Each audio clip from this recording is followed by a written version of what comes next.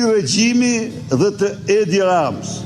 Sa për djeni, Irena me 5 mbiemra është një shoqe në shpirt me lindën e Surrelit. Përveç se këshilltare e Gysagasit, e faktuar vizitat e saj, unë ka rrezik që edhe një njeri midis jush këtu i ka pa videot në dosjen e Gysagasit, se si Serbezja hyn dhe del në zyrën mafioze të Agasit.